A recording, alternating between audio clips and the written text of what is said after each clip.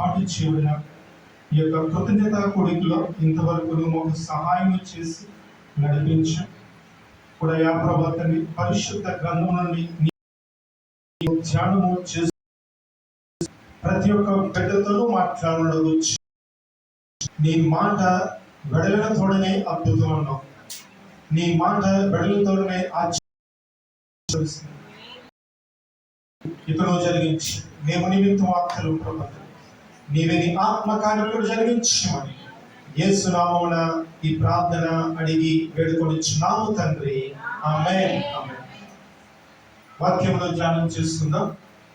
ఈరోజు వాక్యాంశము మీ కుటుంబం మీరు మాణిక్యం గారు పిల్లలు రోజు దేవుడు తెలియజేస్తున్నారు, ఎందుకు భయపడుచున్నావు. రోజు వాక్యాంశము ఎందుకు బైబిల్ ఎక్కడ ఉంటుందా అమ్మా? వెళ్ళారు జూన్ 2వ సాక్షిగా గృహంలో ఆ కూడిక ప్రారంభించే వాక్యానికి ముందు వీళ్ళిద్దరి పేర్లు వదని మాణిక్యం గారు భవానీ గారు వారి జీవితంలో దేవుడు అనుకోని రీతిగా 15వ తారీఖు నుంచి 13 రోజుల వ్యవధిలో మరల ఈ గృహంలో కూడిక ఏర్పాటు చేయడానికి దేవుడు కృప చూపించాడు. ఇది దేవుని ఉచితమైన కృప కావచ్చు. మనందరితో భయపడచ్చు. నాకు భయమేలా, నాకు పాడుకుందాం. మనం కలిసి ఒక చరణం పాడుకుందాం. నాకు భయమేలా, నాకు చింతేలా, నీవు నా తోడు ఉన్నావయ్యా. నాకు భయమేలా నా యేసయ్యా, నీవు నాలోనే ఉన్నావయ్యా. నాకు దిగులేనా, నాకు భయమేలా, నాకు చింతేలా, నీవు నాలోనే ఉన్నావు. మనలో ఉన్నాడా లేడమ్మా? 10 నిమిషాలు లోపు పట్టండి, త్వరగా ముగించేస్తాను. చాలా ఒక్కబోతుంది, త్వరగా సమయాన్ని ముగిస్తాను. మనలో ఎవరున్నారు? దేవుడు ఉన్నాడు. అప్పుడు ఈ పాట పాడుకుంటాం, నాకు భయమేలా, నాకు దిగులేలా, నాకు చింతేలా. ఈరోజు దేవుడు మనతో మాట్లాడుతూ ఎందుకు భయపడుచున్నాం, ఎందుకు మత్తయి సువార్త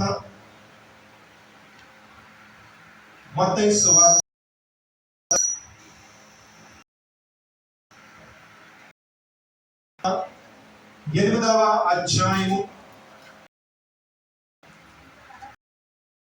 వచనం చదువుకుందాం.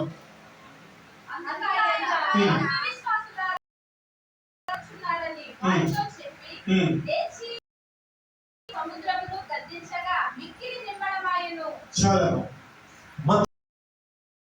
8వ అధ్యాయము 26వ వచనంలో మనం చూసినట్లయితే,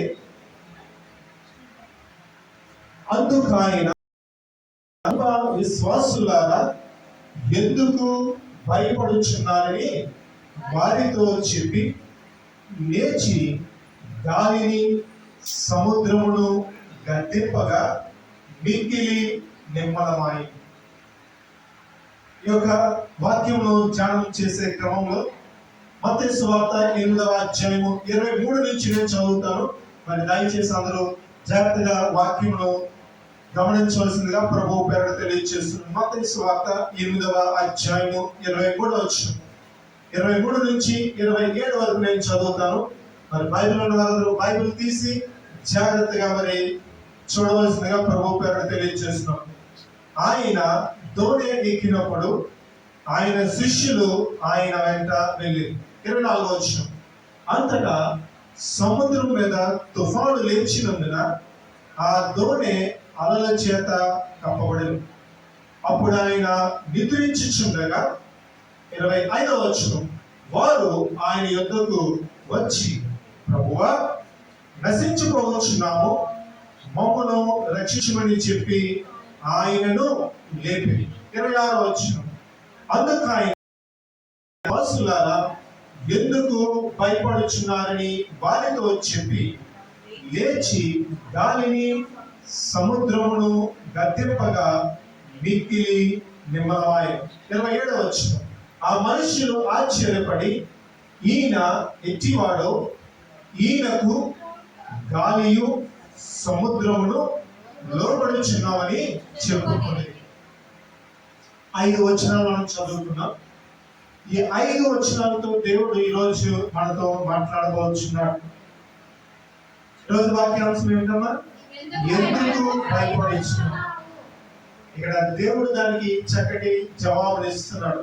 ఇక్కడ మనం చూసినట్లయితే 23వ వచనంలో, ఆయన దోణి ఎక్కినప్పుడు ఆయన శిష్యులు ఆయన వెంట వెళ్ళిరి.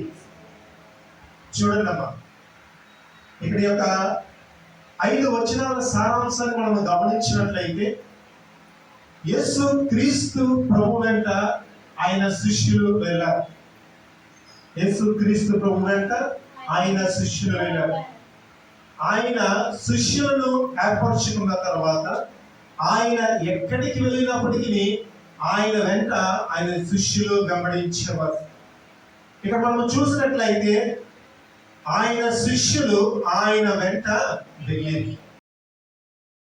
దేవుని శిష్యులు దేవుని వెంట వెళ్ళారు. ఈ యొక్క వచనం నుండి మనము గ్రహించవలసిన ఆత్మ వెంట నడవాలి. నేను, నా కుటుంబం, నేను నాకు కలిగినదంతా దేవుని వెంట వెళ్ళాలి.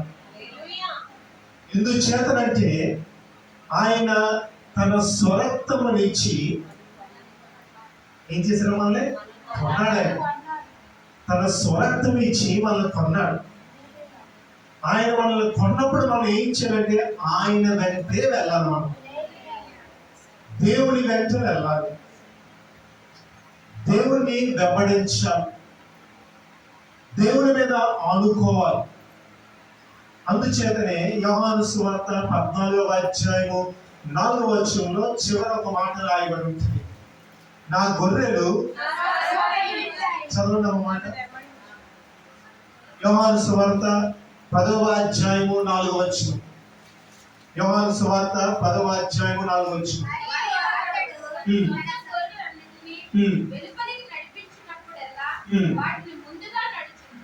ఒక మాట ఆగినాము సార్.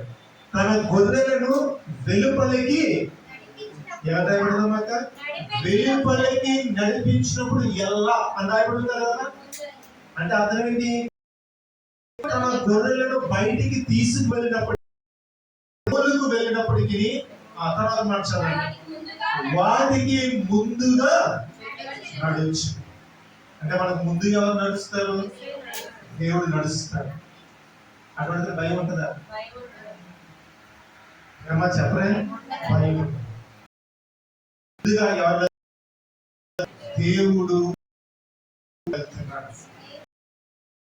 దేవుడు తన కంచెను మనకు వేశాడు.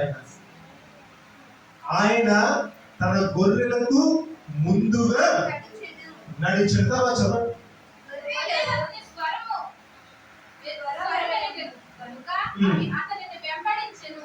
చాలు. రెండో మాట, గొర్రెలు అతని స్వరము ఎరుగును కనుక అవి అతనిని వెంబడించాయి. ఇక్కడ శిష్యులు ఏం చేశారు? ఇక్కడ యేసయ్యను వెంబడించారు. గమనించారమ్మా, యేసయ్యను వెంబడించారు. యోహాను సువార్తలో రాయబడింది 10వ అధ్యాయం 4వ వచనంలో, ఆ గొర్రెలు ఆయనను వెంబడించారు. ఈరోజున మనము కూడా ఆలోచించాలి. యేసయ్యను నమ్ముకున్న నేను, యేసయ్యను సొంత రక్షకుడిగా అంగీకరించిన నేను యేసయ్యను వెంబడిస్తున్నానా లేదా? యేసయ్యను వెంబడిస్తే నా పాట పాడుకున్నాం కదా, నాకు భయమే ఆ పాట పాడుతాం.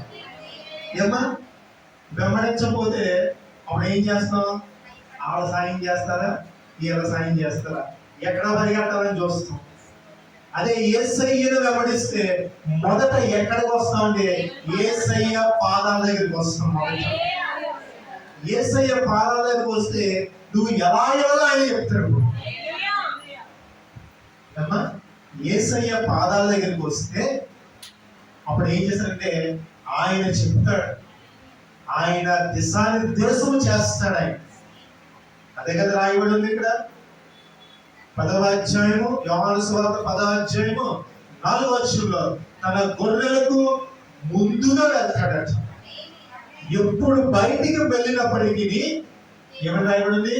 ఆయన ముందుగా వెళ్తాడు. తర్వాత ఇంకో చక్కని మాట ఉంది, నా గొర్రెలు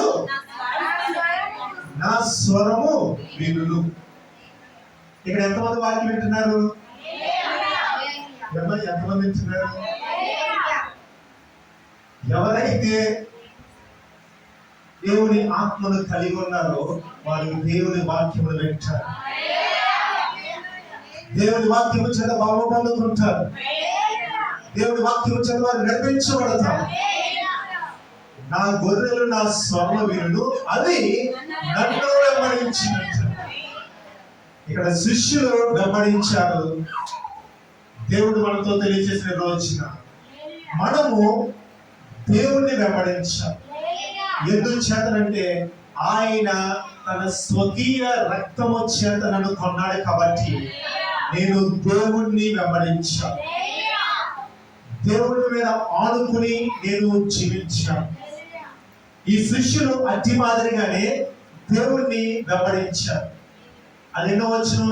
8వ అధ్యాయము 23వ వచనంలో వారు దేవుని వెంట వెళ్ళి చదవమ్మా.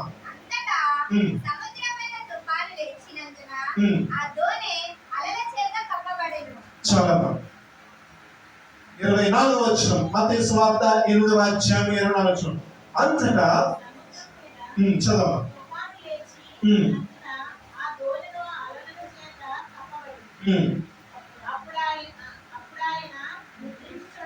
చదవమ్మా. మత్తయి సువార్త 8వ అధ్యాయం 24వ వచనం. అంతటా సముద్రము మీద తుఫాను లేచినందున ఆ దోణి అలల చేత కప్పబడెను. అప్పుడు ఆయన నిద్రించుచుండెను. 23వ వచనం ఏముందమ్మా? ఆయన గంట వెళ్ళినే ఉంది. 24వ వచనం ఏముంది ఇక్కడ? అంతటా సముద్రము తుఫాను లేచిందట. చూడండి, జాతిగా ఆత్మీయ మర్మము గ్రహించారు. ప్రియమైన సహోదరుడు, ప్రియమైన సహోదరి, ఆత్మీయ మర్మమును గ్రహించారు. దేవుడు నాకు తోడుగా ఉన్నాడు, నేను దేవునిలో ఉన్నాను, నేను దేవుని వెంబడిస్తున్నాను అనుకుంటాం, వెంబడిస్తుంటాం. అయితే ఇక్కడ 24వ వచనం చూస్తే శిష్యులు దేవుని వెంబడించారు. ఆ దోణిలో యేసయ్య ఉన్నాడు. ఆ సముద్రం మీద తుఫాను చెలరేగింది. గమనించినట్లయితే క్రైస్తవ కుటుంబాల్లో తుఫాన్లు వస్తుంటాయి. ఏమా కుటుంబాల్లో తుఫాన్లు వస్తాయి. అవునన్నా కాదన్నా ఇది సత్యం. అవునన్నా కాదన్నా ఇది సత్యం. పైకి అంతా బాగానే ఉంటుంది, పైకి అంతా బాగానే కనబడతాం. 4 గోడల మధ్య తుఫాన్ ఎలా చేస్తుందంటే అలజడి సృష్టిస్తుంది. సాతాను ఏం చేస్తాడంటే ఆత్మీయంగా నడుచుకుంటున్న కుటుంబంలో ఈ తుఫానులు లేపడానికి చూస్తాడు. అప్పుడు దేవుడు మనల్ని గమనిస్తాడు. అప్పుడు ఏం చేస్తాడంటే దేవుడు మనల్ని గమనిస్తాడు. అది మనకి పరీక్ష కాలం. ఆత్మీయంగా అది మనకి పరీక్ష కాలం. అబ్రహాము చూడండి, పరీక్ష వచ్చిందా రాలేదా? ఏకైక కుమారుడు ఏమన్నాడంటే నీవు తీసుకొచ్చే, ఎక్కడికి? మోరియా కొండగా తీసుకొచ్చాడు. నాకు అప్పచెప్పన్నాడు. అబ్రహాం గారు ఏం చేశారు? దేవుని మాట తూచా తప్పకుండా చేశాడు. మన జీవితంలో తుఫాన్లు వస్తాయి, అలజడులు వస్తాయి, కానీ తుఫాను సముద్రపు పొంగులను అణచివాడు యేసయ్య. 89వ కీర్తన 9వ వచనం మాట్లాడుతూ చూడండి. 89వ కీర్తన 9వ వచనం.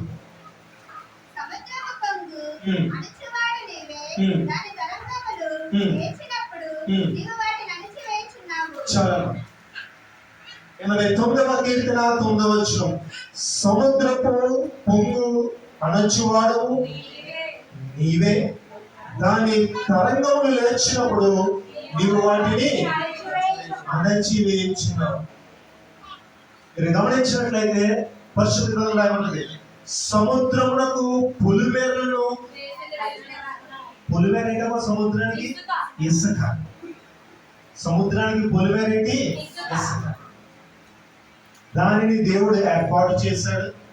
ఆ సముద్రము ఎంతగా ఘోషించినప్పటికీ దానిని అణచివేయువాడు దేవుడే.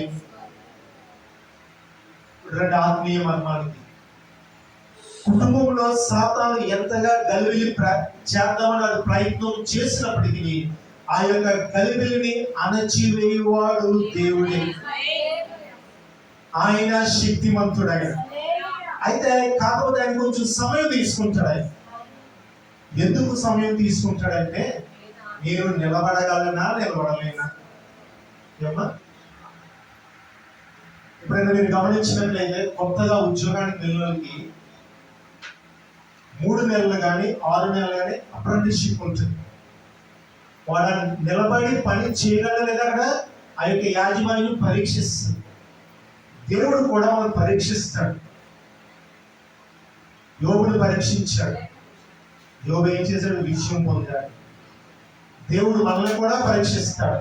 ఆ పరీక్షించినప్పుడు మనం మాట గుర్తుపెట్టుకోవాలి ఏంటంటే, ఈ తుఫానును అణచివేయవాడు ఎవడంటే దేవుడే. సముద్రపు పొంగును అణచివేయవాడు, దానిని నిర్మలం చేయవాడు దేవుడే. ఫిలిప్పీయులకు రాసిన పత్రిక 4:6 ఉంటుంది కదా, మాట్లాడు చదవండి. ఫిలిప్పీయులకు రాసిన పత్రిక 4:6.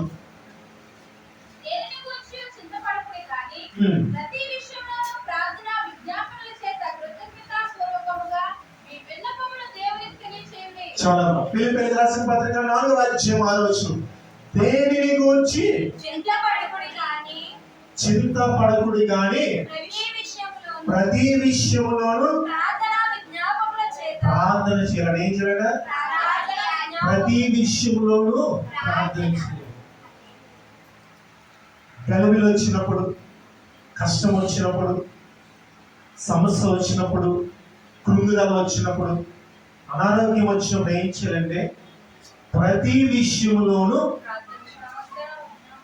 దేనిని గురించి చింతపడకూడదు కానీ ప్రతి విషయంలోనూ ప్రార్థన చేయాలి. ఎలాగంటే కృతజ్ఞతాపూర్వకంగా ప్రార్థన చేయాలి.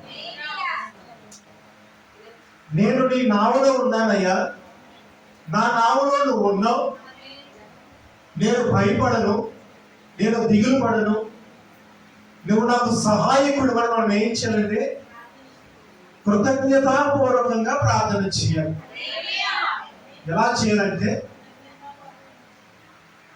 ఇంతవరకు నాకు సహాయం చేసావు ఏమా, ఇంతకాలం నాకు సహాయం చేసావు, ఇక ముందు కూడా ఎబినేచరుగా ఉండి నన్ను నడిపిస్తావు, నాకు తోడుగా ఉంటావు, నేను ఓడిపోను, నేను విజయం పొందుకుంటాను అని మనము కృతజ్ఞత వచనము తెలియచేస్తూ దేవునికి ప్రార్థన చేయాలి. అలజడులు వస్తాయి. పరిశుద్ధ గ్రంథంలో ఎక్కడ శ్రమ రాదని ఎక్కడ రాయబడి ఉందా లేదా?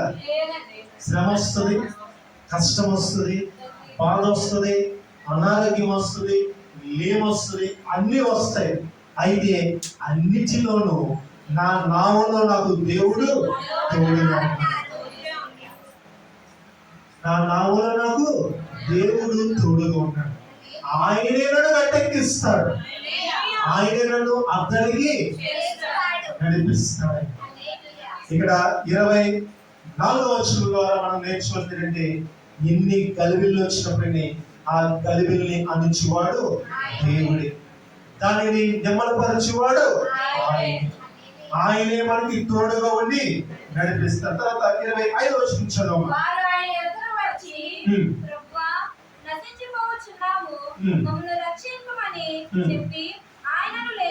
చాలా మత్తయి సువార్త 8వ అధ్యాయము 25వ వచనం, వారు ఆయన వద్దకు వచ్చి, ప్రభువా నశించిపోవచ్చున్నాము, మమ్మను రక్షించమని చెప్పి ఆయనను లేపిరి.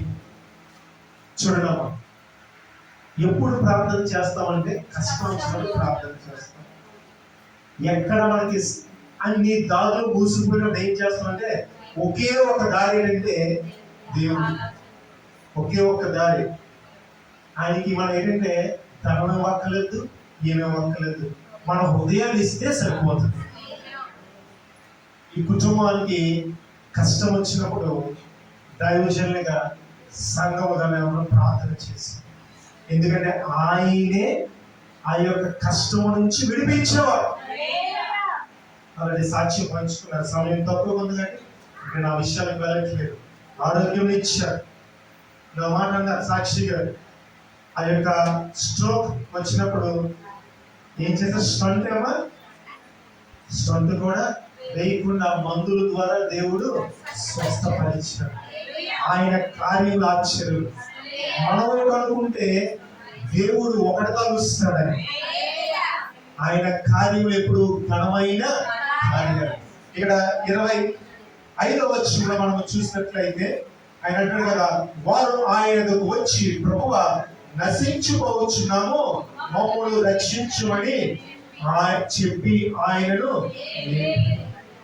మనం ఏం చేయాలంటే యెషయా గ్రంథంలో ఉంటుంది కదా 59వ అధ్యాయం 1 వచనం, రక్షింపనేర్పినట్లు ఆయన హస్తము కూర్చున్నాడు, విననేర్పినట్లు ఆయన చెవులు అన్నగారు. తర్వాత మాట, నా దోషములు, నీ మాట చెప్పరే, నా దోషములు నాకు దేవునికి అడ్డగా వచ్చాయి. నా దోషాలు వినడానికి ఉన్నట్లు ఆయన చెవులు అందగా లేదు. మనమేం చేస్తామంటే దేవునికి మొరపెట్టకుండా లోకం వైపు చూస్తాం. కానీ ఎవరైతే దేవునికి మొరపెడతారో దేవుడు వారి మొర వింటాడు. 21:5 వచనం కదా, యెహోవా వారి ప్రార్థనలను సఫలపరచుగా. ఎప్పుడైతే కష్టకాలం నువ్వు దేవునికి మొరపెడతావో దేవుడు మన ప్రార్థన ఆలకిస్తాడు. మొదటిగా 23వ వచనంలో మనము దేవుణ్ణి వెంబడించాం. శిష్యులు వెంబడించిన మాదిరిగా మనము దేవుణ్ణి వెంబడించాం. కలతలు, కష్టాలు, తుఫానులు వచ్చినప్పటికీ మనము దేవుని వైపు చూడాలి. 25వ వచనం ద్వారా దేవుడు తెలియజేసిన మాట ఏంటంటే మనము ప్రార్థన చేయాలి. సమయమందును అసమయమందును ఎవరికి దేవునికి మొరపెట్టాలి. ఏ సమయమైనా సరే, సమయమందును అసమయమందును నువ్వు దేవునికి మొరపెట్టాలి. ఆశ అతి రీతిగా మొరపెడతాడు. దేవతాంలో చూడు, అయ్యా నువ్వు నాకు సహాయం చేయాలి, దేవునికి మొరపెడతాడు. దేవుడు నూతనమైన ద్వారాలైన తెరుస్తాడు. యెహోవాకు అసాధ్యమైనది ఏదైనా అవదంటాడు. నువ్వు ప్రార్థన చేసిన తోడని దేవుడు అద్భుతం చేస్తాడు. నువ్వు నిజముగా మొరపెడితే దేవుడు నీ ఆయన ఆలకిస్తాడు. తను వెతుకు వారికి ఆయన సమీపంలో ఉంటాడు. మనం ఏం చేయాలంటే దేవునికి మొరపెట్టాలి. కష్ట సమయం దేవుడు మనం ఆశీర్వదించిన కొలది, మనం బలపరిచిన కొలది, ఏ సమయమైనా సరే మనం ఏం చేయాలి, దేవునికి ప్రార్థన చేయబద్ధులమై ఉన్నాం. నా ప్రాణమై యెహోవాను స్తుతించు, ఆయన చేసిన ఉపకారములలో ఏమీ మర్చిపోతాము. ఈ రోజున మనం ఇంటికి అందరూ సమకూడి ఉన్నామంటే అది దేవుడు చేసిన ఉపకారం. మాణిక్యంగా రీతిగా ఆరోగ్యంగా ఉన్నారంటే అది దేవుడు చేసిన మేలే. సాక్ష్యంలో తెలియజేసింది కదా, సత్య విషయంలో దేవుడు చేసిన మేలే. ఎంత ధనవంతులైనప్పటికీ, భాగ్యవంతులైనప్పటికీ, ఈ రోజున ఎంత ధనం ఉన్నప్పటికీ, వైద్యం చేయించుకునే స్థితి ఉన్నప్పటికీ, వారు ఏంటంటే చేయించుకోగలిగిన స్థితి ఉన్నప్పటికీ వారు ఈ రోజున లేరు. కానీ దేవుడు మనల్ని అయితే సజీవులుగా సజీవులే కదా, మనం సజీవులుగా ఉన్నాం కాబట్టి ఈ రోజు మనం ఈ రీతిగా దేవుడు ఈ కుటుంబంలో దేవుడు చేసిన మేలు, దేవుడు బిడ్డకి జ్ఞానం ఇచ్చాడు. యెహోవా యందు భయభక్తులు కలిగి ఉంటే జ్ఞానమునకు మూలమని. దేవుని యందు భయభక్తులు కలిగి ఉన్నప్పుడు దేవుడు జ్ఞానం ఇస్తాడు, దేవుడు ఆరోగ్యం ఇస్తాడు, కుటుంబాన్ని కడతాడు ఆయన. 122వ కీర్తన ఉంటుంది కదా, కుటుంబాన్ని కట్టువాడు ఆయనే. సాతాను ఎంతగానో ఇబ్బంది పెడదామని చూస్తుంది, కానీ సాతాను చేతికి అప్పచెప్పకుండా దేవుడు మన కుటుంబానికి కావలిగా ఉంటాడు. ఇవన్నీ ఎప్పుడు జరుగుతాయమ్మా? మొదటిగా దేవుని వెంబడించాలి, రెండవదిగా కష్టం వచ్చినా నష్టం వచ్చినా మనము దేవుని వైపు చూడాలి, మూడవదిగా ఆయనకు ప్రార్థన చేయాలి. తర్వాత చూచడం ఎందుకు భయపడుచున్నారని వారితో చెప్పి లేచి గాలిని సముద్రమును గద్దింపగా మిక్కిలి నిమ్మలమాయెను. మత్తయి సువార్త 8వ అధ్యాయం 26వ వచనంలో తీయడం ఒకసారి మళ్ళా చదువుతాను నేను. అందుకు ఆయన అల్ప విశ్వాసులారా ఎందుకు భయపడుచున్నారని వారితో చెప్పి లేచి గాలిని సముద్రమును గద్దింపగా మిక్కిలి నిమ్మలమాయెను. ఈ యొక్క 26వ వచనంలో మనం గమనించినట్లయితే మానవ స్వభావము బయటపడుతుంది. మానవ స్వభావం 23వ వచనం ఏముంది? ఆయన వెంట వెళ్ళిదే ఉంది. దోణిలో ఆయన ఉన్నాడు, ఏమో దోణిలో ఆయన ఉన్నాడు. పైన ఈ యొక్క 8వ అధ్యాయము పైన చూస్తే కనుక నేను చెప్తాను, ఆయన చూడండి. ఎందుకు భయపడుచున్నారు అన్నాడు. ఆ మాట ఎందుకు అన్నాడంటే యేసయ్య మనము గమనించినట్లయితే ఈ యొక్క 8వ అధ్యాయము 1వ వచనం నుండి 20వ వచనం వరకు మనం చూస్తే మొదటిగా ఆయన వెంట ఆయన శిష్యులు ఉన్నప్పుడు ఒక కుష్ఠరోగిని బాగు చేశారు. మీరు ఇంటికి వెళ్ళొచ్చారు, ఒక కుష్ఠరోగిని బాగు చేశారు. తర్వాత 5, 6 వచనాల్లోకి వస్తే శతాధిపతి అయిన ఒక అధికారి సేవకుడిని బాగు చేశారు, బాగు చేశారు. తర్వాత పేతురు అత్తగారిని బాగు చేశాడు, జ్వరం వస్తే అక్కడ. తర్వాత 15వ వచనం 14వ వచనం పేతురు అత్తగారికి జ్వరం వస్తే బాగు చేశాడు. ఆ కింద వచనాలకు వస్తే దెయ్యములు వెళ్ళగొట్టిన ఒక వ్యక్తిని బాగు చేశాడు. ఎన్ని అద్భుతాలు? 4. ఈ 4 అద్భుతాలు ఎవరు చూశారు? మరి దేవుడు అప్పుడు ఏమన్నా ఆ మానవుడు ఇంకేమాట అంటాడు? ఏమన్నాడమ్మా? ఈ మాట అందరికీ వర్తిస్తుంది. నా జీవితంలో ఎన్నో కార్యాలు చేశాడు దేవుడు. పౌలరాజు గారి జీవితంలో చేశాడు, ఇక్కడ వీరి జీవితంలో చేశాడు, వారి జీవితంలో చేశాడు. కానీ భయపడతాం. ఏమన్నా తల్లి గారు భయపడమా? భయపడతాం. అప్పుడు ఏం చేయాలంటే మనం దేవుడు మన జీవితంలో ముందు చేసిన కార్యాలు ఏం చేయాలంటే గుర్తు తెచ్చుకోవాలి. అందుచేతనే దేవుడు మాట అంటాడు, తొలిటి దినములను మర్చిపోవాలి. ఏం చేయాలా? తొలిటి దినాలు మర్చిపోకూడదు. ఏం చేయాలంటే నాకు పరిచయం లేనప్పుడు పరిచయం ఇచ్చేవు ప్రభా, కాలు లేనప్పుడు కాలు ఇచ్చావు, ఎన్ని గుర్తు చేసుకుంటా ప్రార్థన ఇచ్చారు. అప్పుడు పాత రోజులు మర్చిపోమా? మర్చిపోతామా? మర్చిపో. ఇవన్నీ పక్కన పెట్టేసి నాకు కలిగి ఉన్నదాన్ని బట్టి నాకు కళ్ళు ఎత్తి అనుకోండి, అప్పుడు మర్చిపోతాం. మర్చిపోమా? చెప్పరేమా? మర్చిపోతాం కదా. కానీ దేవుడు ఏమంటాడు? తొలి జన్మలు జ్ఞాపకం చేసి నువ్వు దేవుని సన్నిధికి తొలి రావచ్చు. నీ స్థితి ఎలా ఉంది? దేవుడు నీ జీవితంలో ఎన్ని చేస్తాడు? ఎందుకు భయపడుతూ అంటున్నాడు దేవుడు? మనకెందుకు భయం? ఇప్పుడు నేర్చుడు నా దేవుడు. ఒక ఒక రాయిని తీసి అంటాడు కదా, సహాయపు రాయి అంటాడు. ఇంతవరకు సహాయం చేసిన వాడు ఇక ముందు కూడా నాకు సహాయం. ఇది మర్చిపోవడం వల్ల మనకి ఏమవుతుందంటే ఏమొస్తుంది? భయం వస్తుంది. ఇది మర్చిపోవడం వల్ల భయం వస్తుంది. నాకు ఆరోగ్యం లేనప్పుడు, ఉదాహరణకు ఒక వ్యక్తికి ఆరోగ్యం లేనప్పుడు ఆరోగ్యం ఇచ్చాడు, చక్కగా పనికి వెళ్తాడు, అవన్నీ మర్చిపోయి లోకంలో తిరుగుతూ మళ్ళీ అనారోగ్యం వచ్చినట్టు భయపడతాడు. దేవుల్లో ఉంటున్నాడు అనుకోండి, అనుదినము ప్రార్థన చేస్తూ వాక్యం చదువుతుంటే కనుక ఇది వరకు దేవుడు నన్ను లేవనెత్తాడు, మరణ పడగల నుంచి దేవుడు నన్ను లేవనెత్తాడు. ఇస్కి అంటాడు కదా, 15 సంవత్సరాల దేవుడు ఆయుష్ ఇచ్చాడు. నేను ఎలా నడుచుకున్నానో ఒకసారి చూడంటాడు. ఈ రోజున ఈ బిడ్డలకు దేవుడు ఆరోగ్యం ఇచ్చాడు. రిపోర్టులు తారుమారు చేయవాడు ఆయనే, అభివృద్ధి చేయవాడు ఆయనే, గాయం కట్టువాడు ఆయనే, స్వస్థత కార్యక్రమం జరిగించేవాడు ఆయనే, బాగు చేయవాడు ఆయనే, పొలములు ధరింపచేయవాడు ఆయనే. ఎందుకు భయం? ఎందుకు భయం అంటున్నాడు? ఇక్కడ దేవుడు అడిగిన ప్రశ్నకు కారణం అది.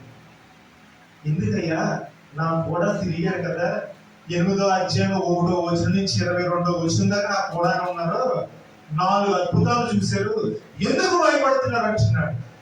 దేవుడు నా జీవితంలో నడిపించాడు, సహాయకుడిగా ఉన్నాడు, జ్ఞానం లేనప్పుడు జ్ఞానం ఇచ్చాడు, ఆదాయం లేనప్పుడు ఆదాయం ఇచ్చాడే, కుటుంబ పరిస్థితులు బాగాలేనప్పుడు కుటుంబ పరిస్థితులు చక్కదిది దేవుడు నిలబెట్టాడే అంటున్నాడు కదా.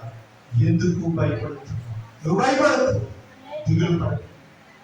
నీ దేవుడు సజీవుడు, ఆయనలో రక్షకుడు, ఆయన స్వస్థపరిచి ఆయనలో నువ్వు ఉంటే ఎవడమా ఆయనలో మనం ఉంటే, మనలో ఆయన ఉంటే 2 మాటలు గుర్తించుకోవాలి.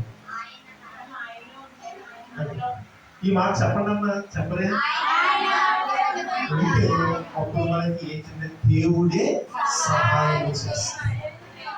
సహాయం చేసి ఏం చేస్తాడంటే, ఇక్కడ 26వ వచనం ఉంది కదా, లేచి గాలిని సముద్రమును గద్దింపగా నీకి నిర్మాణం.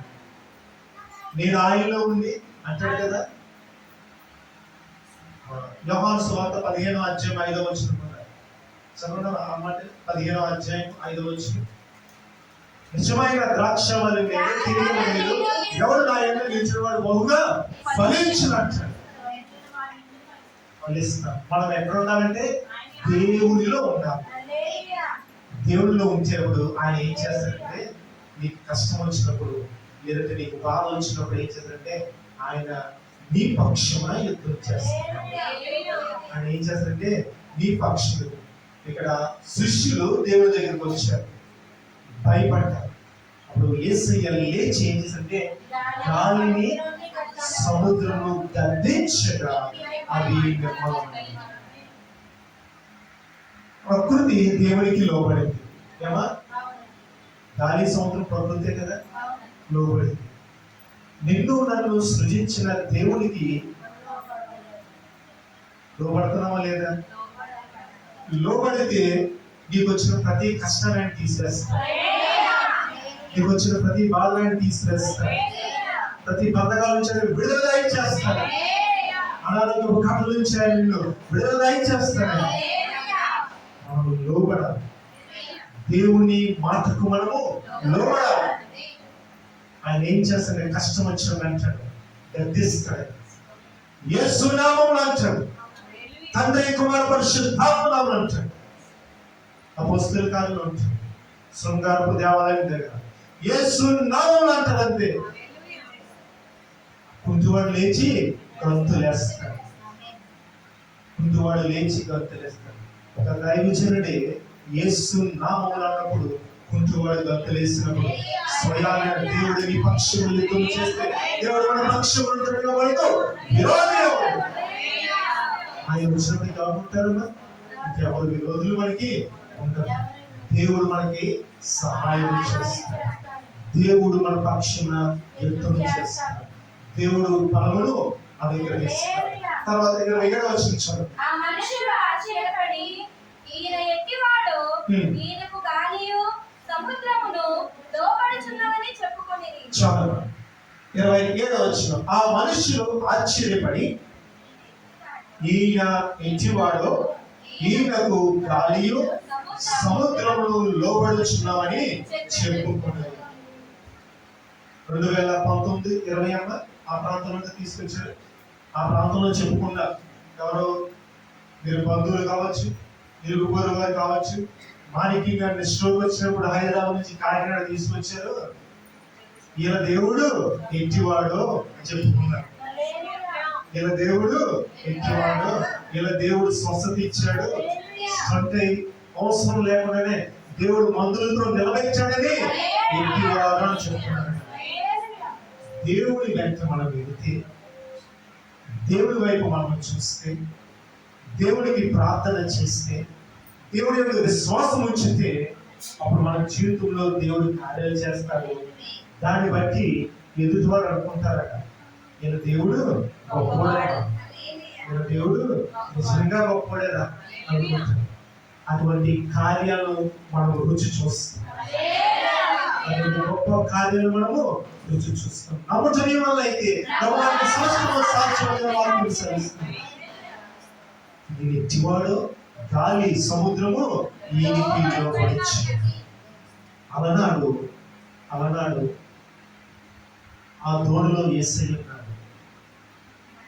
ఈ రోజున మీ దగ్గర యేసయ్య ఉన్నాడు. యోహాను సువార్తలో అధ్యాయం 1 వచ్చింది. ఆది యందు వాక్యం ఉండేది, వాక్యము దేవుడు, వాక్యమే దేవుడైంది. ఆఖరి ఉందమ్మా, వాక్యమే దేవుడైంది. అవనాడు ఆ యొక్క దోణిలో యేసయ్య ఉన్నాడు. శిష్యులు ఆయన దగ్గరికి వెళ్ళారు.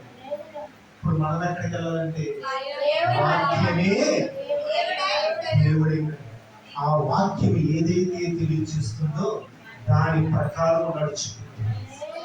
ఒక చెప్పాలని వచ్చినప్పుడు చదవమని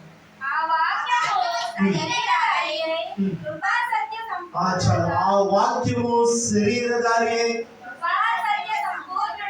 కృపా సత్య సంపూర్ణుడిగా. చాలా ఆ వాక్యము శరీరధారి, కృపా సత్య సంపూర్ణుడిగా మన మధ్య నాలో నివసిస్తున్నాడు. ఈ వాక్యము మా మందిరంలో చెప్తుంటాను. ఎప్పుడు వాక్యం ఏం చేయాలి, మనం హృదయంలో పదనం చేసుకోవాలి. ఆ వాక్యం నేను ఏం చేస్తే నువ్వు బలపరుస్తుంది. ఆ వాక్యం అదేందో వాక్యం ఉండేడు, వాక్యము దేవుడే ఉండేది. ఆ వాక్యము దేవుడి చూడండి, ఆ వాక్యమే శరీరధారియే ఈ భూలోకానికి వచ్చింది. అటువంటి వాక్యమును నా హృదయంలో నేను పదనం చేసుకుంటే, ఆ వాక్యము నాలో ఉందంటే కనుక, వీళ్ళంతా హాస్పిటల్కి వెళ్ళారు కదా, మొత్తం 15 వచ్చింది. ఆఖరి మాట్లాడుతుంది, నిన్ను స్వస్థపరిచే యెహోవాను ఏమంటుంది, నిన్ను స్వస్థపరచు యెహోవా నేనంటుంది. సామెతల గ్రంథంలో ఉంటుంది, లేదంటే యోగ గ్రంథం 28 ఉంటుంది. యెహోవా యందు భయభక్తులు కలిగి ఉంటే జ్ఞానుడు కుమారుడు అంటాడు. ఆ వాక్యం ఏం చేస్తుందంటే నన్ను నడిపిస్తుంది. ఆ వాక్యమే నాకు తోడుగా. ఈ రోజున ఆ వాక్యం, ఆ దేవుడి ఈ కుటుంబానికి తోడుగా ఉంటాడు. ఈ కుటుంబాన్ని నడిపిస్తున్నాడు. ఆ వాక్యమే ఈ కుటుంబానికి శక్తినిస్తుంది. ఆ వాక్యం ఈరోజు తెలియజేస్తుంది. ఎందుకు భయపడవచ్చు, భయపడదు. ప్రియమైన సహోదరుడు, ఇక్కడ కూర్చున్న వారు ఎవరైనా సరే, మీ కుటుంబ విషయంలో కావచ్చు, మీ పిల్లల విషయంలో కావచ్చు, ఆత్మీయ స్థితిలో కావచ్చు, ఒకవేళ కష్టాల విషయంలో కావచ్చు, అనారోగ్య విషయంలో కావచ్చు, భయపడుతున్నారు. ప్రతి భయమును పోగొట్టేవాడు ఆయన యేసయ్య. ఆయన రక్తంలో స్వస్థత, ఆయన రక్తంలో విడుదల, ఆయన రక్తంలో నెమ్మది ఉంది. కుటుంబాల్లో తుఫానులు ఎలా ఉంటాయంటే నెమ్మది ఉండదు, నెమ్మది ఉండదు, సమాధానం ఉండదు. పేరుకు జీవిస్తున్నామన్న పేరు మట్టుకు మాత్రం ఉంటుంది, కానీ కుటుంబాల్లో నెమ్మది ఉంటుంది. నీకు నెమ్మది కావాలన్నా, సమాధానము కావాలన్నా, శాంతి కావాలన్నా, ఆరోగ్యము కావాలన్నా, జ్ఞానము కావాలన్నా, సమృద్ధి కావాలన్నా, ఆనందము కావాలన్నా, యేసు చెంతకు నేనే రండి. యేసు చెంతకు వస్తే దేవుడు నీకు సమస్తమును దయచేస్తాడు. అప్పుడు నేను చెప్పొచ్చు నాకు భయం లేదు. ఏం చెప్తామంటే నాకు మన జీవితంలో దేవుడు మనకి తోడుగా ఉన్నాడు. దేవుడి వైపు చూస్తే దేవుడే మనల్ని బలపరిచి నడిపిస్తాడు. దేవుడి మాటలు మన వినికిడిలో దీవించినట్టు ప్రార్థన చేస్తున్నాం. మహిమ గల తండ్రి, మహోన్నతుడా, నీకు స్తోత్రాలు చెల్లిస్తున్నాం. ఎత్తబడిన వాక్యం బట్టి నీకు వందనాలు చెల్లిస్తున్నాం. ప్రభా, ఎందుకు భయపడుచున్నావు మాతో మాట్లాడాలి. నిజమే, ఎన్నో అద్భుతాలు, ఎన్నో మేలులు, ఎన్నో ఆశీర్వాదాలు చూసి నా కాపరి నాకు తోడుగా ఉంటుండగా నాకు లేమీ లేదు, నాకు సమృద్ధి ఆ ప్రభుత్వం. నేను ఒకవేళ గడాంధకారములో నేను నడవలసి వచ్చిన ప్రభుత్వం, నా కాపరి హస్తం నాకు తోడుగా ఉంటుంది. నీ వాక్యంతో మమ్మల్ని బలపరచు ప్రభుత్వం. నేను ఎందరు బిడ్డలైతే ఇక్కడ వారి హృదయంలో భయం, కలత, కృంగుదల, వేదన, దుఃఖము కలిగి ఉన్నారు. ప్రతి ఒక్కరు నీ చేతిలో పెడుతున్నాను. ఒంటరిగా ఉంటూ బాధపడుచున్నారేమో ప్రభుత్వం, వారికి నువ్వు తోడుగా అడుగుతున్నావు. వారి సమస్యలు ఎవరితో చెప్పుకోలేక ప్రభుత్వం ఈ యొక్క వాక్యము గడిచిన సమయం నీకు తెలియజేసినామో ప్రభుత్వం. వారి యొక్క ప్రతి బాధను తీసివేపు నడిపించి యేసు నామములో సంతోషంగా ఇచ్చేవాడు వారిని బలపరచాలి. ఇక్కడికి వచ్చిన ప్రతి ఒక్కరు నువ్వు బలపరచు. యేసు నామములో ప్రార్థన అడిగి వేడుకొనిచున్నాము. ఆమేన్.